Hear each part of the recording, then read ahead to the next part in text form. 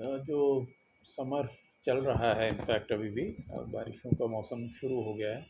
लेकिन इस समर में हमने पाया कि डिमांड जो है पावर की वो बहुत ज़्यादा बढ़ गई। 30% से भी ज़्यादा डिमांड हमारी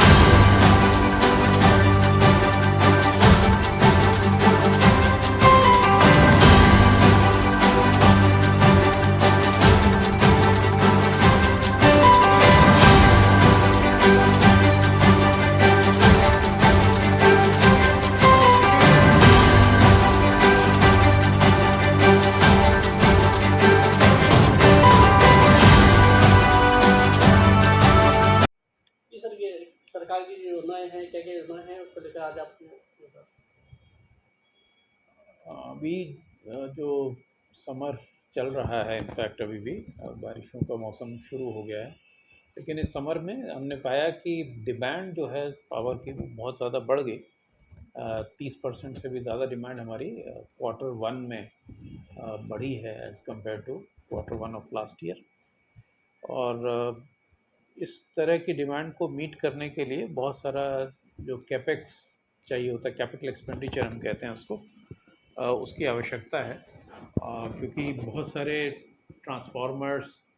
पावर ट्रांसफार्मर्स, डिस्ट्रीब्यूशन ट्रांसफार्मर्स, उनको अपग्रेड करने की आवश्यकता होती है। नए ट्रांसफार्मर्स भी लगाने की आवश्यकता होती है। इसके अलावा जो फीडर्स हैं हमारे 11 केवी या 33 केवी के जो ओवरलोडेड हैं, उनको भी स्ट्रेंथन करने की ज़रूरत होती है। तो ये सारा जो काम है, ये हमें नेक्स्ट समर से पहले करना होता है, ताकि जो आने वाला समर है वो कम से कम ठीक रहे। और क्योंकि इस प्रकार की जो लोड ग्रोथ जैसी इस साल हुई है, ऐसी अपेक्षित होती नहीं है, क्योंकि सामान्यतः लोड ग्रोथ जो है वो 3 से 5% की लोड ग्रोथ रहती है, लेकिन ये अप्रत्याशित थी। और हम लोग इसीलिए तैयारी कर रहे हैं कि अगले साल के लिए हम लोग पूरी तरह से जब समर आए तो तैयार रहें और लोगों को अधिक सुचारू बिजली सप्लाई कर सकें। कितने करोड़ की योजनाएँ हैं जो अभी हम लोग ने इसको इस तरह से प्लान किया है कि जो इस साल का जो सेकेंड हाफ है, H2 जिसको बोलते हैं, जो 1 अक्टूबर से लेकर 31 मार्च 2025 तक का जो समय है, 6 महीने का, इसमें और जो अगले वर्ष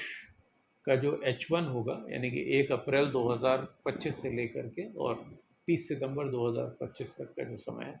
ये 2 हाफ ईयर्स में हम लोग लगभग 30 करोड़ रुपए विभिन्न कार्यों में जो नेटवर्क स्ट्रेंथनिंग के होंगे उसमें इन्वेस्ट करेंगे। कहाँ कार्य किए जाएँगे? जैसे करीब 10-12 ट्रांसफार्मर्स हैं जिनको कि ऑगमेंट करने की ज़रूरत है, कि शास्त्री नगर